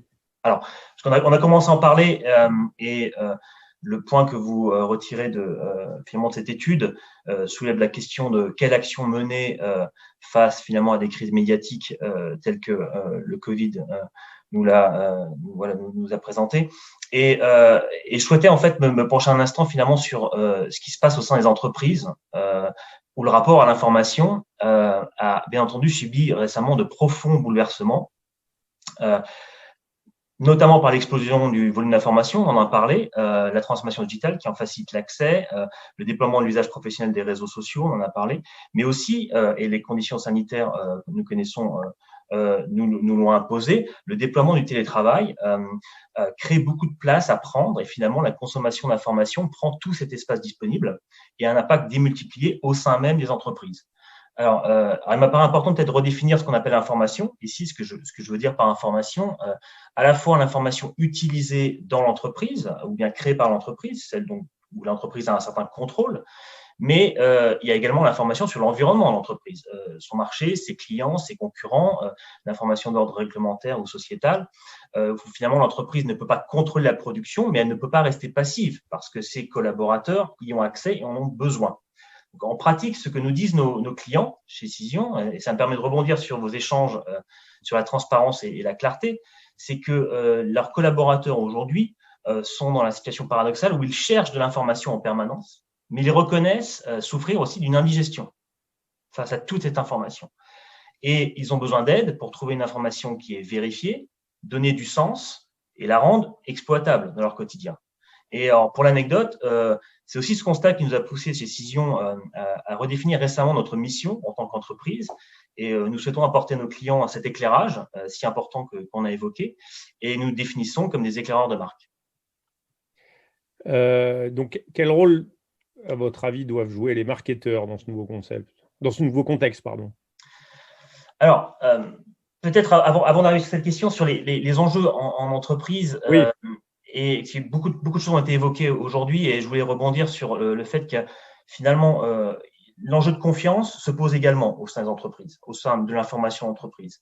Tout simplement parce qu'il est fréquent de se trouver face à des informations contradictoires, qu'elles soient présentes dans les médias ou sur les réseaux sociaux, parce que le climat général est à la fois et de défiance, touche aussi les collaborateurs au sein du fonctionnement même de l'entreprise. Et quand on connaît l'exigence actuelle dans les entreprises, avec des cycles de plus en plus courts pour comprendre, décider, agir, on se rend bien compte que la pression pour les professionnels, plus de volume d'informations, moins de confiance, mais des décisions à prendre de plus en plus vite. Il est donc essentiel que les entreprises mettent en place des solutions qui apportent finalement à leurs collaborateurs la bonne information vérifiée au bon moment du processus, et sous la bonne forme. Alors, ça peut être des abonnements à des titres de presse, ça peut être des outils, ça peut être des bases de données de contenu de référence, ça peut être aussi des livrables à plus forte valeur ajoutée pour faciliter la prise de décision. Quoi qu'il en soit, les entreprises ont l'obligation aujourd'hui d'accompagner leurs collaborateurs dans le traitement de l'information, qu'elle soit interne à l'entreprise ou externe. Et le rôle, alors quel est le rôle que les marketeurs peuvent jouer dans tout ça? Bien, j'ai envie de dire que les marketeurs et les communicants, de manière assez large, finalement, ont l'avantage de l'expérience dans la production et la diffusion d'informations. Ils sont au fait des enjeux de la confiance, de l'engagement. Ils savent comment créer ces conditions-là. Et on s'était évoqué lors du débat, la barrière entre l'interne et l'externe n'est plus la même. Il y a peut-être des enjeux de sécurité propres à l'information interne de l'entreprise, mais au-delà de tout ça, les enjeux sont bien les mêmes entre l'interne et l'externe. Donc, les marketeurs, connaissant les codes et les méthodes de par leur métier, ils doivent se positionner en experts, en leaders sur ces enjeux d'information. Et nos clients marketeurs aujourd'hui nous sollicitent de plus en plus pour travailler avec eux sur des projets transverses à toutes les fonctions, pas seulement marketing officiellement et communication officiellement, mais des projets d'entreprise, de transformation, ce qui vise à mettre à disposition une information de confiance à l'interne et à l'externe, de travailler sur de l'efficacité, de l'engagement interne et externe, et prévoit souvent la mise en place d'une gouvernance globale, même si, bien entendu, il y a des adaptations pour chacun des métiers et pour que chacun trouve l'information au bon moment. Donc, tout ce type de projet requiert de l'expertise, du leadership, et nous pensons vraiment que les marketeurs et les communicants doivent se positionner pour prendre ce rôle. Julien, est-ce que tu veux rebondir là-dessus? Non, enfin, je crois que je peux que à la fois adhérer et redire, pardon, et je donne bien, je sais bien que je peux donner l'impression de jouer sur les mots, mais je pense que les mots, c'est ce qu'il y a de plus constructif dans une société, c'est ce qui nous construit tous, et je pense qu'il faut faire très attention à ce qu'on utilise. Et encore une fois, je pense qu'effectivement, finalement, ce que Xavier évoque là, c'est cette notion un peu mise au goût du jour de la marque média, hein, de cette entreprise finalement qui va devenir en elle-même vecteur d'information. Moi, encore une fois, je crois que, et c'est vrai évidemment pour le marketing comme pour la communication, je crois que notre vrai rôle, et c'est ça aussi qui génère de la confiance, je crois, c'est que les entreprises ont compris ça, c'est que notre rôle, c'est vraiment de produire de la communication et de laisser toute la place et leur vraie place à ceux dont le métier est de produire de l'information. Et les deux sont complémentaires. Ce n'est pas une chaîne alimentaire. Ce n'est pas l'entreprise qui produit de la communication, qui est redigérée par des journalistes, qui en font de l'information. Tout ça est évidemment un écosystème qui doit vivre ensemble. Et je pense que c'est très important de savoir où est sa place. Je pense que quand on cherche à avoir finalement la place de l'autre, qu'on commence à peut-être aller dans des dérives, voilà. Alors, j'avais dit que je prenais les questions au fil de l'eau, et puis en fait, ça n'a pas été possible puisque le débat était dense. Mais bien évidemment, on en a un certain nombre. Pour rebondir sur le sujet qui vient d'être évoqué, je lis la question. Les marketeurs vont devoir affronter un virus encore plus difficile à combattre que le Covid, le virus du doute, de la crainte de l'avenir. Quels conseils leur donneriez-vous? Peut-être une question pour Damien. Pardon, oui. En fait, il y a un paradoxe un peu dans ce qu'on est en train de vivre nous chez Twitter en ce moment sur cette question-là, c'est que finalement, on avait jusqu'à présent la réputation, on avait dans notre vie d'être une plateforme qui gérait le très court. Et en fait, on s'aperçoit aujourd'hui que, in fine, on gère le très long. C'est-à-dire que des marques, des entreprises qui sont capables d'intégrer une relation durable. Je parlais tout à l'heure des relations entre Emmanuel Faber et la patronne de la FNSEA. C'est ça dont il s'agit aujourd'hui. Et à contrario des opérations de communication catastrophe, et Julien citait une marque tout à l'heure, qui a fait ça quand ça lui est arrivé, de créer des faux profils, des faux agriculteurs. L'enjeu, il est là. Il est de se dire comment est-ce qu'on est capable d'établir des écosystèmes de communication très en amont, très en avance de l'opération de communication ou de la gestion de crise. Et c'est vrai que on parlait tout à l'heure de preuves. Aujourd'hui, ces preuves, on va les demander à chaque niveau de l'entreprise. C'est-à-dire que on a vu arriver il y a très peu de temps sur Twitter des assemblées générales d'actionnaires ou des communications financières qui sont Total a fait quasiment 1 million de vues en live sur sa dernière réunion d'actionnaires, ce qui est quand même remarquable chez nous. Et donc, on a des nouveaux modes de communication qui affectent la totalité des acteurs de l'entreprise pour créer cette relation de confiance et alors pour pas choquer Julien, on va dire de transparence intelligente, de transparence maîtrisée autour des bons messages qui sont importants pour l'entreprise. On peut appeler ça aussi de la transparence augmentée parce que finalement c'est une transparence qui communique beaucoup plus. Et c'est vrai que aujourd'hui on a vraiment le sentiment que les entreprises sont en train d'évoluer de manière extrêmement forte dans cette direction-là, et que Cocorico sont beaucoup d'entreprises françaises qui montrent la voie sur ces nouveaux modes de communication-là. Alors, je lis une autre question. On nous ment, le pouvoir nous ment, ils nous mentent. Les réseaux sociaux font leur miel de ce leitmotiv dévastateur. Dans un climat aussi peu propice au business, comment faire pour tirer son épingle du jeu? Quelle priorité? Alors, je ne sais pas qui peut répondre.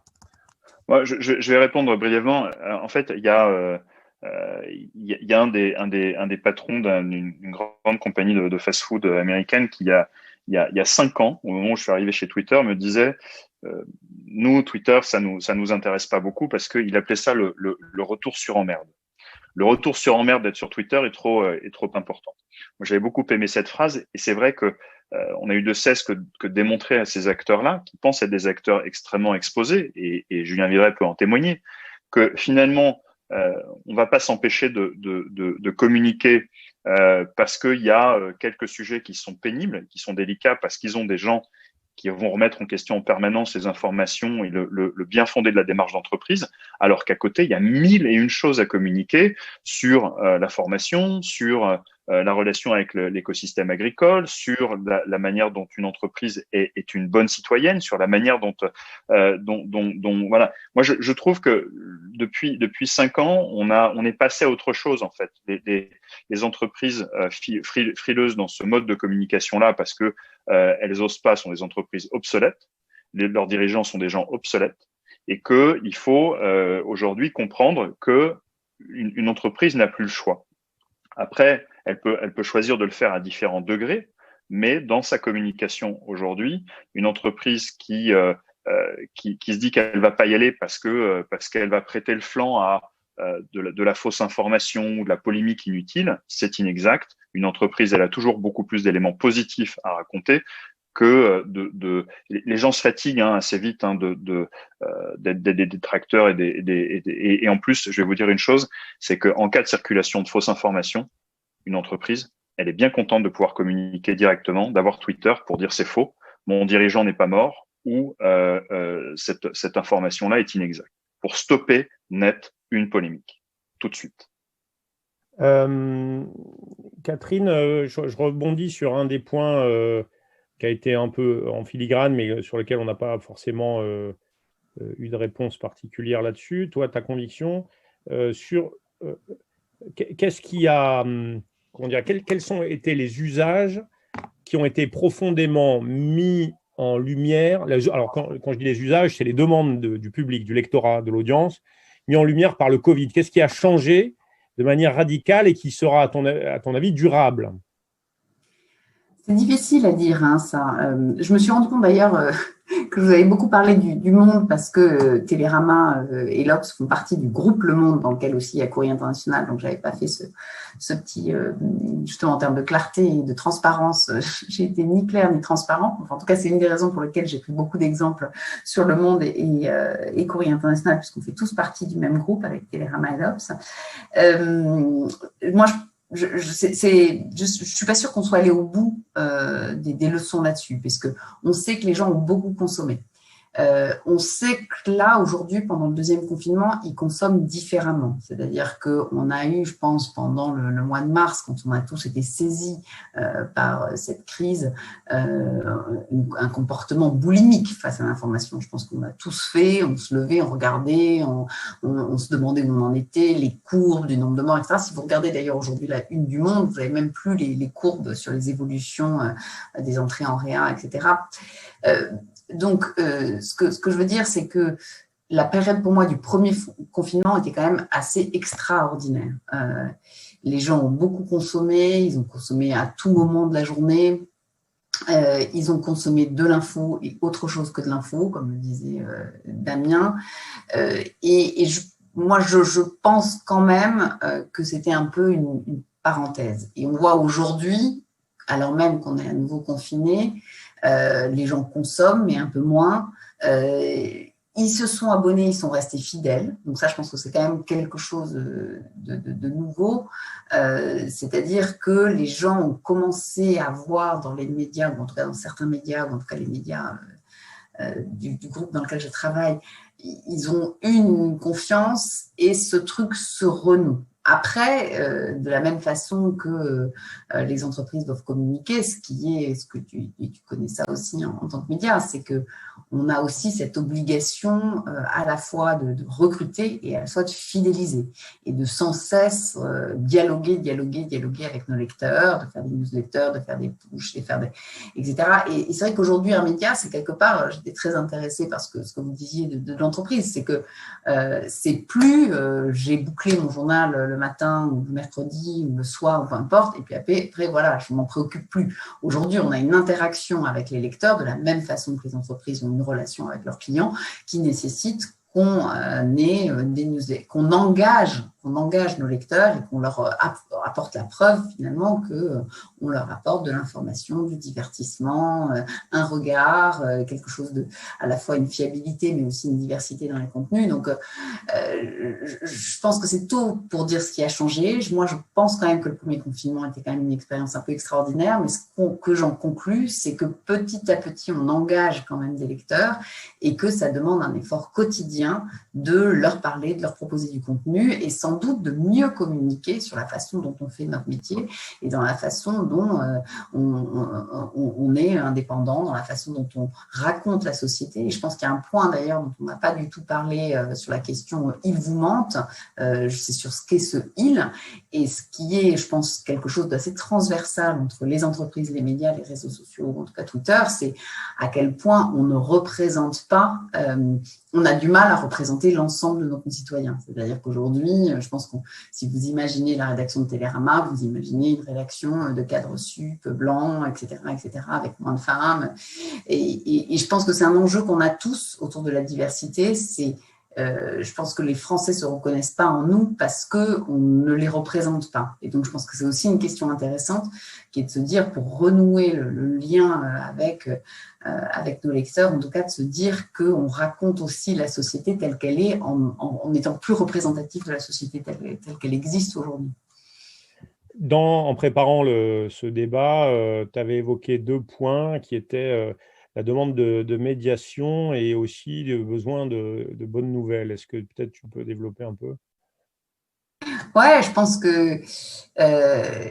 La demande Oui, faire intervenir un médiateur ou Non, ce que je dis raconter, et je pense que c'était particulièrement vrai du premier confinement, c'est que le premier confinement, on a eu des interactions très très fortes avec nos lecteurs.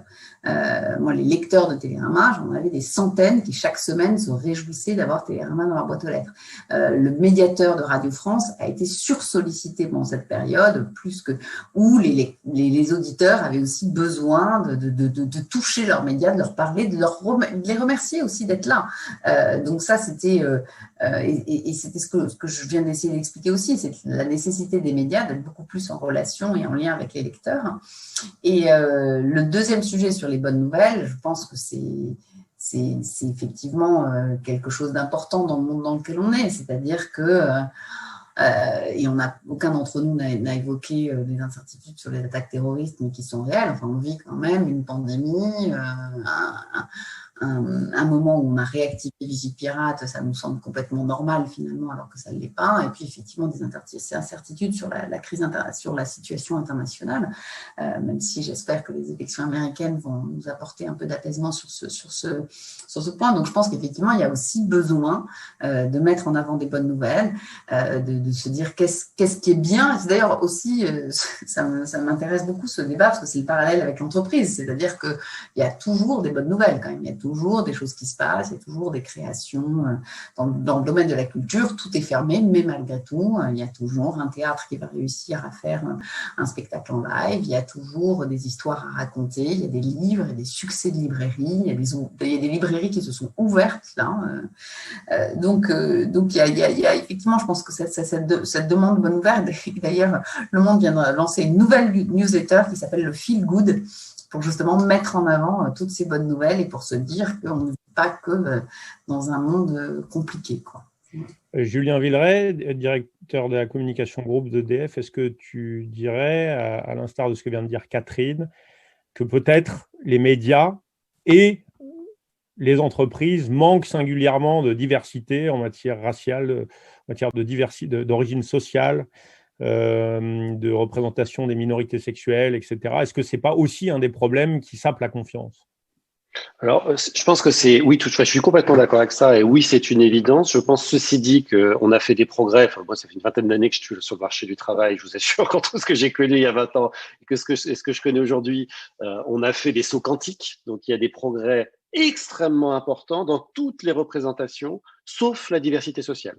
Très clairement aujourd'hui, et en particulier dans nos sphères, je sais pas comment on peut les appeler, médiatico, politico, marketo, tout ce que vous voulez, il y a évidemment une diversité sociale qui est extrêmement faible, et par définition, puisque c'est des emplois que nous occupons pour la plupart de cadres supérieurs, etc. Et ça, je pense que c'est évidemment un vrai sujet. C'est un vrai sujet parce qu'on est passé d'une société où les pouvoirs, qui étaient en gros l'État et les médias, pour simplifier, décidaient de ce que le peuple avait à savoir ou pas.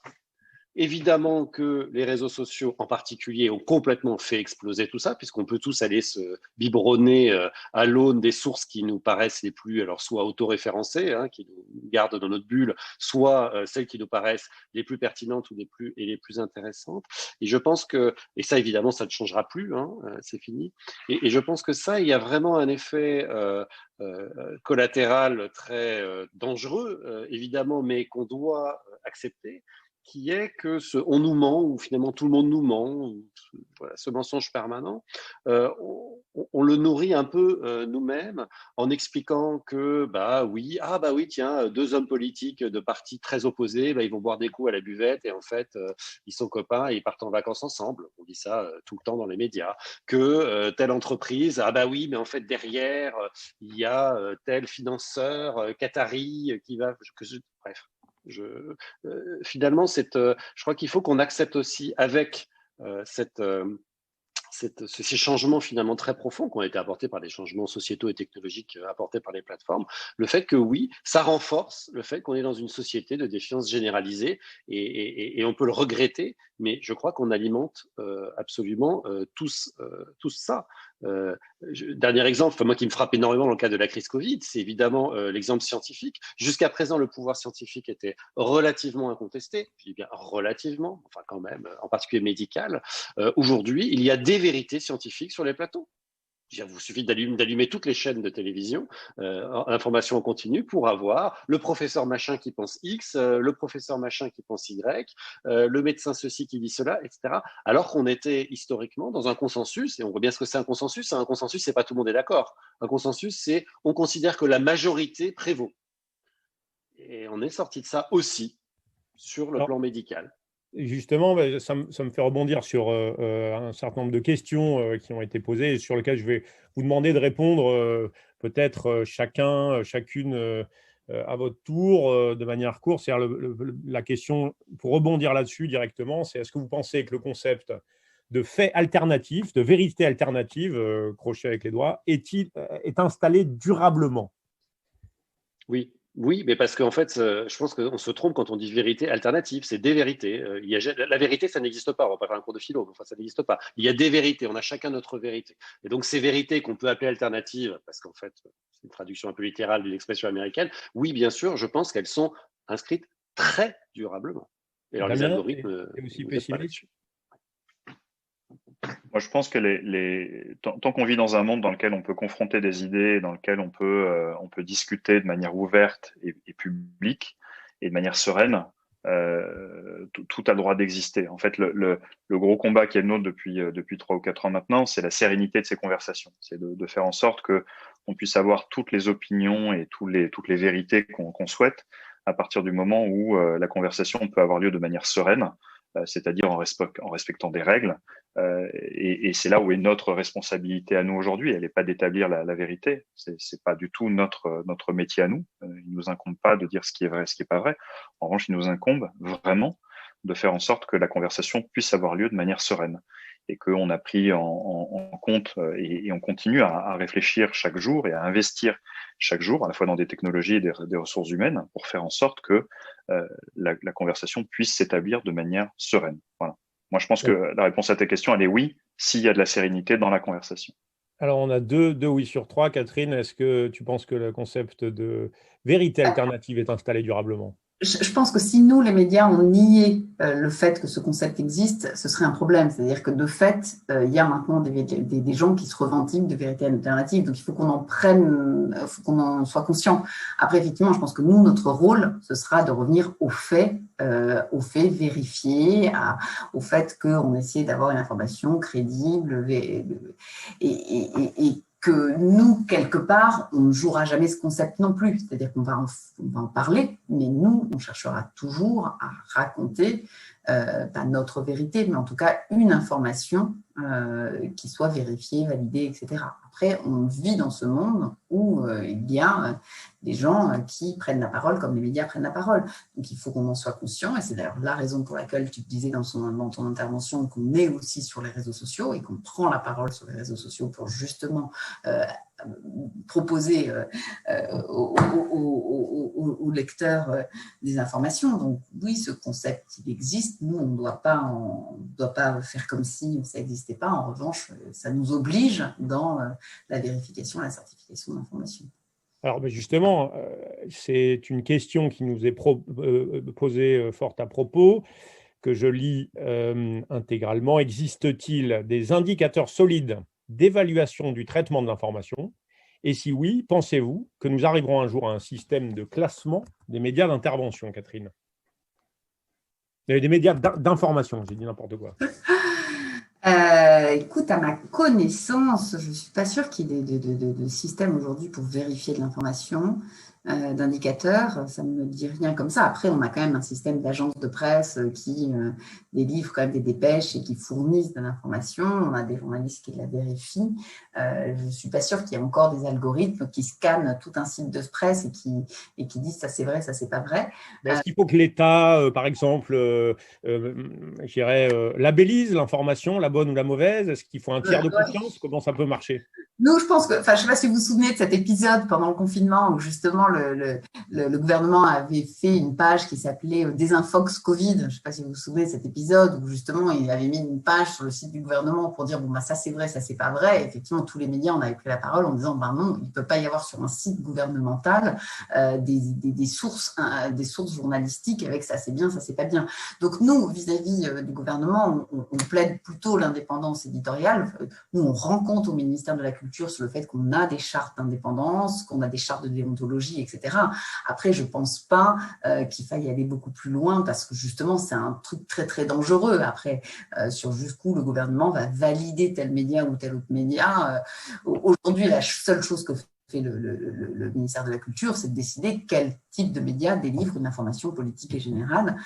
Mais après, peu importe l'information. Donc, et si ce n'est pas le gouvernement, on pourrait envisager, comme il y a dans le système de notation financière avec les agences Moody's, est-ce qu'on n'aurait pas de la cotation assurée par une entreprise privée qui certifie la qualité de l'information donnée?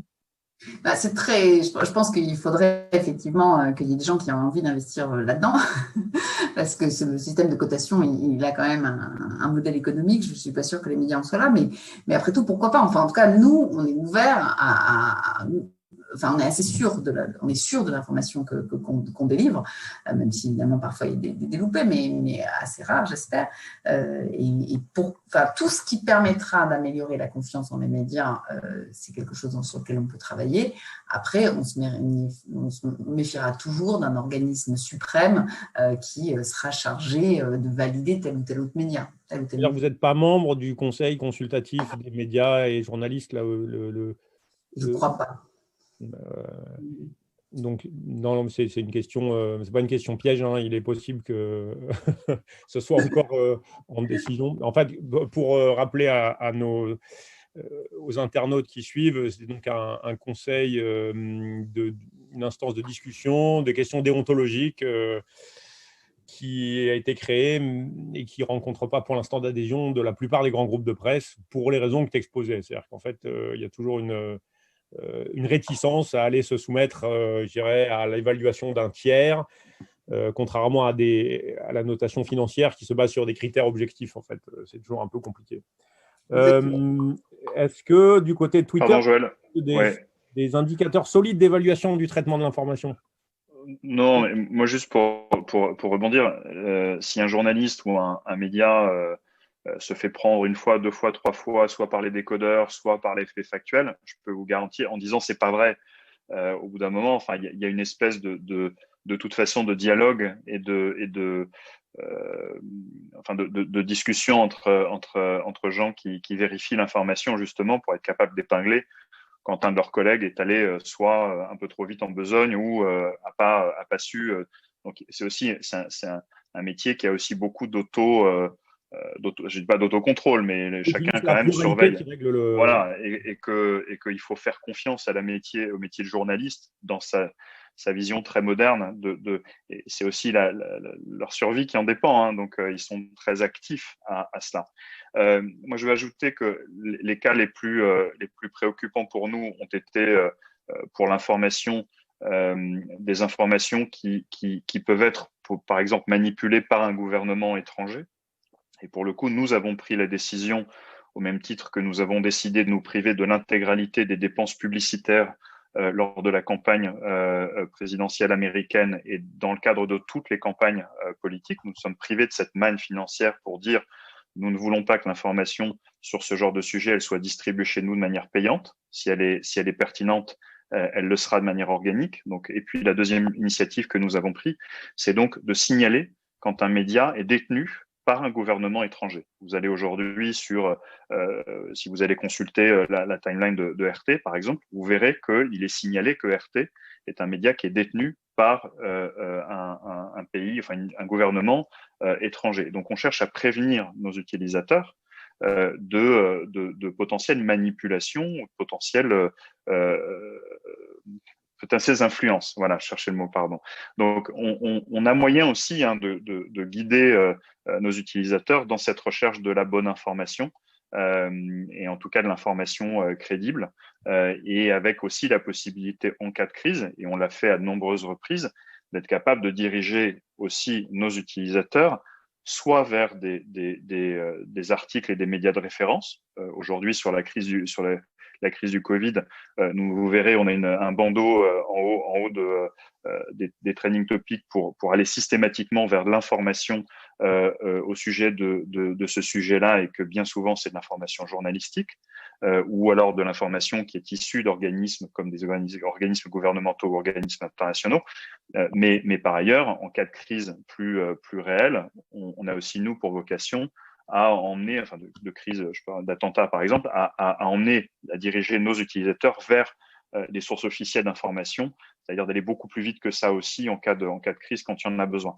Donc aussi, chacun vient un peu mettre sa pierre à cette fiabilité d'information et c'est particulièrement vrai en cas de crise quand il faut qu'il y ait effectivement des sources crédibles d'information qui puissent être suivies. Alors, mais la question que tout le monde se pose, hein, on est entre nous, là, on n'est pas nombreux, c'est en fait comment ça se passe le soir de l'élection, concrètement, au moment où il y a une modération qui est appliquée sur le tweet de Donald Trump. Est-ce que la personne qui doit faire ça n'a pas un peu les mains qui tremblent? Est-ce qu'il y a un débat contradictoire, une cellule, un comité éthique? Comment ça marche? Vous savez, on est une plateforme qui est organisée avec des règles. C'est des règles qui sont publiques, qui sont ajustées au fur et à mesure que le monde évolue et qui nécessitent que ces règles s'ajustent. Mais c'est une décision d'une entreprise qui cherche à faire respecter ces règles. Et c'est pas plus que ça. Et c'est vrai, ça s'applique pour le soir d'une élection pour un président américain, mais ça s'applique pour tous les dirigeants et pour tout le monde. Bon, j'aurais bien tenté. Julien, est-ce qu'il faut qu'il y ait une labellisation de l'information oui, c'est ça, une certification tierce? Moi, j'y crois pas. Honnêtement, j'y crois pas. Je ne peux pas m'exprimer sur est-ce qu'il faudrait, parce que honnêtement, j'ai pas d'opinion tranchée là-dessus. Je pense que ça n'arrivera pas. En priorité pour des questions économiques d'ailleurs, comme le disait Catherine. Est-ce qu'il y a de l'argent à se faire pour des organismes certifiants? Je ne crois pas. Est-ce qu'il y a vraiment une utilité? Je ne crois pas non plus, parce qu'honnêtement, je trouve que c'est une profession qui... Moi, j'ai été journaliste, j'ai eu une carte de presse, donc je me sens assez libre pour en parler et de la critiquer très fortement, parce que je pense qu'elle doit être critiquée très fortement, parce qu'elle a un pouvoir et un poids très important. Mais je pense que c'est une profession qui s'autorégule bien et qui arrive à s'autoréguler à l'intérieur des rédactions, la plupart du temps, mais aussi entre rédactions. On voit bien que certains journalistes, pardon, je vais citer des noms, mais de journalisme de combat, hein, militants à l'extrême, que peuvent être incarnés par, je sais pas, Élise Lucet au Mediapart, ont des reprises dans les autres médias et donc ont une caisse de résonance en dehors de leur communauté de fans qui est souvent limitée par la capacité des autres médias à reprendre ou pas les actualités qu'ils vont sortir en fonction de la crédibilité de l'information, de son militantisme avéré ou de sa capacité à recouper des faits derrière. Et donc ça, c'est très intéressant parce qu'on voit aujourd'hui dans les médias que certains ont perdu beaucoup d'influence, ont toujours une influence très forte dans leur sphère, mais ne sont plus repris par l'AFP, par exemple. L'AFP ne reprend plus aujourd'hui un grand nombre de médias parce que l'AFP considère qu'ils ne font plus un travail d'information, mais ils font un travail de militantisme. Et je trouve que cette autorégulation, finalement, aujourd'hui, c'est mon sentiment, en tout cas dans les médias, elle fonctionne plutôt pas mal. Alors on a évoqué la question en fait de la bulle de filtre. On n'a pas évoqué la question des algorithmes. C'est l'objet d'une question. On demande, en fait, il y a toujours une opinion encapsulée dans chaque algorithme. Je ne sais pas si la formulation est claire, mais comment s'assurer de la neutralité des algorithmes, Catherine? Parce que je pense que dans la discussion, les rapports avec Google, c'est un des sujets importants.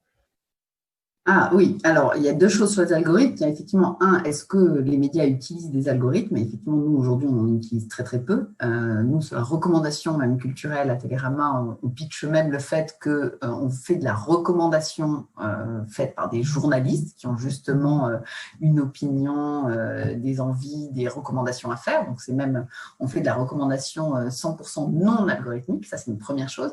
Et après, il y a une deuxième chose, c'est effectivement comment on arrive à tirer parti effectivement dans les moteurs de recherche qui sont aujourd'hui la source de la moitié de notre trafic aujourd'hui, comment on arrive à être bien référencé sur effectivement les moteurs de recherche, mais également sur les réseaux sociaux. Et aujourd'hui, on a des équipes dont le métier est d'optimiser effectivement la façon dont nos articles sont référencés. On a des équipes entières qui font du SEO, qui font du marketing digital, etc. Donc, et avec des effets de bord sur les changements d'algorithme, quand finalement Facebook décide qu'on ne peut plus partager un article de presse, boum, on le voit tout de suite, donc on s'ajuste, on s'adapte. voilà, après, moi, je pense que les règles du jeu, elles sont aussi comme ça. C'est-à-dire que si on veut aller chercher des nouveaux lecteurs, il faut qu'on aille aussi les chercher sur les réseaux sociaux, il faut qu'on aille les chercher sur YouTube, il faut qu'on ait les moyens d'être visible. Moi, je pense que la principale difficulté aujourd'hui des algorithmes, c'est plutôt les petits groupes de presse plus que les grands groupes. C'est-à-dire que nous, on arrive finalement à avoir des équipes assez performantes et à former nos journalistes au SEO pour qu'ils fassent des bons titres. Aujourd'hui, vous avez de la presse de niche qui a moins de moyens, même la PQR, qui sont littéralement écrasés par toutes ces obligations et toute cette nécessité d'être présent dans un environnement digital. Donc, c'est ça où moi je trouve qui est compliqué, c'est-à-dire qu'on a une diversité de l'information qui est quelque part mise potentiellement en péril. En tout cas de l'information traditionnelle, parce qu'il y a des nouveaux acteurs qui arrivent, mais il y a des acteurs qui n'arrivent pas à tirer leur épingle du jeu parce qu'ils n'arrivent pas à gérer leur communauté Facebook, parce qu'ils n'arrivent pas à se faire référencer sur Google, et c'est là que les armes sont quand même assez inégales, il faut le dire. Alors là, on pourrait reprocher aux algorithmes une certaine forme d'uniformisation de ce qui va faire les critères de succès d'une information. On nous pose la question également d'un biais qui est lié au mimétisme en fait des journalistes les uns avec les autres, c'est-à-dire qu'ils reproduisent ce que les autres reprennent. Est-ce qu'il n'y a pas aussi un problème de ce côté-là? Réponse rapide puisqu'on arrive bientôt à la fin du temps. Moi, je pense que c'est un reproche qui nous est souvent fait et qui est en partie juste. Mais ce reproche, il est aussi lié à l'actu en tant que tel. C'est-à-dire que si vous avez un homme politique qui fait une déclaration, si vous avez un ministre qui fait une conférence de presse, si vous avez un artiste, un film qui sort, de fait, on va tous traiter la même actualité. Mais c'est aussi un effort qu'on fait tous d'aller chercher une information différente, de l'angler différemment. Ce que je veux dire, c'est que le mimétisme, c'est aussi la diversité de l'information. C'est que vous avez une actu, elle va être traitée 25 fois, mais 25 fois de manière différente. Et c'est à ça aussi qu'il faut qu'on s'emploie. D'une part, à bien respecter cette diversité de l'information, et d'autre part, à aller chercher ce qui fait le sel de chacun de nos titres, des informations un peu différentes. Alors, une question rapide également pour Julien Villeray. Comment les directeurs marketing communication peuvent-ils modérer l'information en interne tout en alimentant les différents services sans générer de la méfiance? Alors, je vais la relire. Comment les directeurs marketing peuvent-ils modérer l'information en interne tout en alimentant les différents services sans générer de la méfiance? Bonne chance. Oui, c'est ça. C'est un jeu. Réponse courte en plus. C'est un jeu de contraintes, oui, complexe. Moi, je ne crois pas du tout que la question soit de modérer l'information en interne. Je crois qu'il y a des informations qui ont, par cercle concentrique, vocation à être diffusées à des cercles différents, de plus en plus larges. Mais en aucun cas, je pense qu'aujourd'hui, on soit capable de modérer l'information, à considérer qu'il y ait des salariés qui, soit ils manquent des neurones, soit sont volontairement malfaisants et qui souhaiteraient s'approprier des informations internes pour faire du mal à l'entreprise, la sortir, etc. Mon expérience de ces 20 dernières années, et si je parle des réseaux sociaux de ces 10 dernières années, montre que c'est extrêmement rarement le cas. Et qu'en fait, je pense qu'on perd beaucoup plus à vouloir surmodérer, surcontrôler, etc., plutôt qu'à essayer, au contraire, de donner à voir et à entendre des informations ou de la communication qui est appétente, qui fait du sens et qu'on a envie de partager avec ses collègues. Donc moi, je crois pas trop à un monde de communication interne ultra contraint. Je pense qu'au contraire, il vaut mieux l'ouvrir le plus possible et concentrer son énergie sur les quelques endroits où effectivement il faut éviter, pour des questions de confidentialité par exemple, que l'information circule. Alors, une autre question, tant que je te tiens, avec un nouvel angle et des nouvelles notions qui n'ont pas été abordées. Voilà, je la lis telle que: trop d'informations entraînent une dérive vers de l'indifférence. Les récepteurs ont besoin d'approfondissement et des stimulations sensorielles. Qu'en pensez-vous? Je pense, moi, surtout que la principale, alors ça, franchement, c'est une conviction profonde, le job de communicant, c'est 90% du temps de produire du silence. Si vous ne savez pas produire du silence, vous ne saurez pas intéresser le jour où vous en aurez besoin. Et donc, ça, je suis fondamentalement persuadé qu'il faut savoir masquer le bruit, il faut savoir faire en sorte qu'on parle le moins possible de vous, il faut savoir limiter le nombre d'informations, puisqu'on parle d'informations que l'on donne, pour que le jour où on va en avoir besoin, on soit extrêmement visible, extrêmement entendu, extrêmement compréhensible, et qu'on puisse faire cette pédagogie pour reboucler avec le début de la conversation, nécessaires à cette clarté. Donc, moi, je crois que c'est ça la clé de cette question, de cette réponse, pardon, mais en tout cas, c'est comme ça que je vois les choses. Donc, tu considères que le silence est une stimulation sensorielle, c'est accepté. En tout cas, avant la stimulation, il faut la non-stimulation. C'est ça. Une question pour Damien, ou pour tous les trois d'ailleurs. Comment écouter et comprendre la majorité silencieuse, cette grande majorité de gens qui peuvent être confiants ou défiants, mais qui ne s'expriment pas sur les réseaux sociaux? Est-ce qu'on est d'accord avec ça? Est-ce qu'il y a une majorité silencieuse qui ne s'exprime pas sur les réseaux sociaux et est-ce qu'il faut l'écouter? Il faut jamais considérer que les réseaux sociaux soient le reflet de la vérité ou le reflet de la démocratie ou le reflet de l'opinion. C'est vraiment le travers absolu. Ce serait de considérer que tout ce qui se dit chez nous, c'est l'opinion de la majorité. Donc, moi, à part vous répondre ça, je sais pas. Il y a 500, il y a entre 400 et 500 millions de tweets qui sont rédigés chaque jour dans le monde. Ça permet. À la limite, je ne sais pas si c'est savoir ce que la majorité pense, mais ça permet d'écouter tout le monde, de manière que les marketeurs ou les data scientists n'ont jamais autant aussi bien écouté ce qui se passait dans le monde, à la fois pour prédire, mais aussi pour répondre aux besoins et pour comprendre les attentes des gens. On arrive alors vraiment au bout, on a dépassé de 2 minutes, mais je vais prendre l'initiative de durer 1 minute ou 2 de plus pour vous demander à chacun et chacune, comme ça se fait traditionnellement dans le débat et pour garder la pêche en cette période de confinement, une bonne raison d'espérer en fait.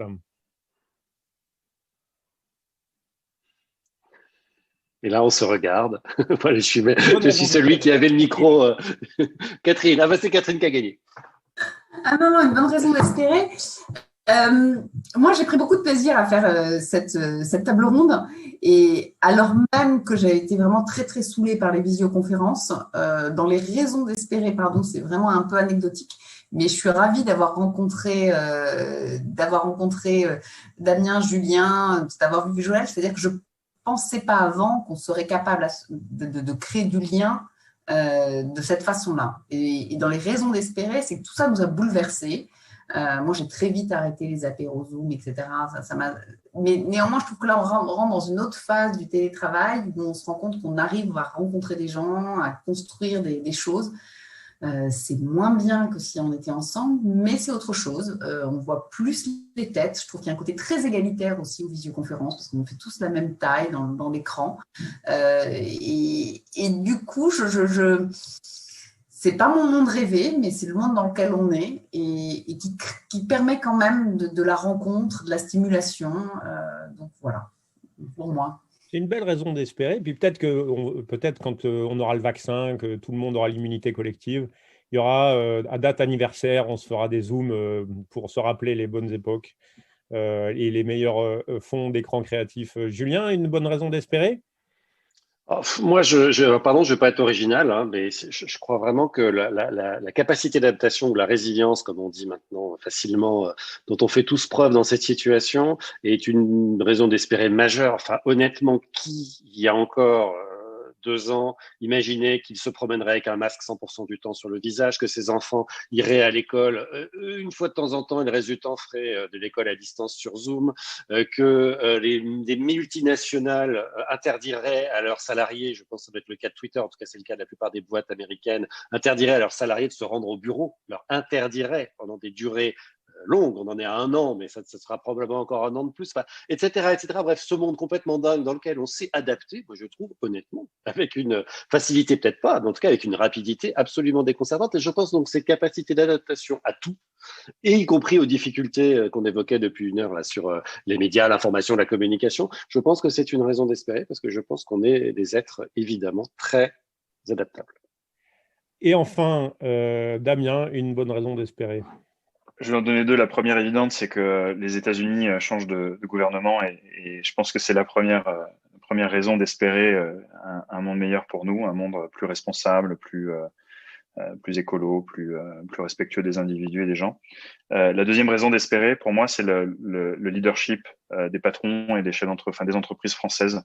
Je trouve que depuis le début de la crise de Covid, elles ont montré, et justement, c'est traduit par ces nouveaux modes de communication et d'information je trouve que ils sont un tiers de confiance maintenant et un acteur de confiance, et que je trouve qu'on montre la voie de ce que peuvent être les entreprises françaises dans le monde, des entreprises bien dirigées, des entreprises qui communiquent et qui le font, et qui apportent des preuves de tous les engagements qu'elles prennent et qu'elles tiennent. Et je trouve que c'est une super raison d'espérer.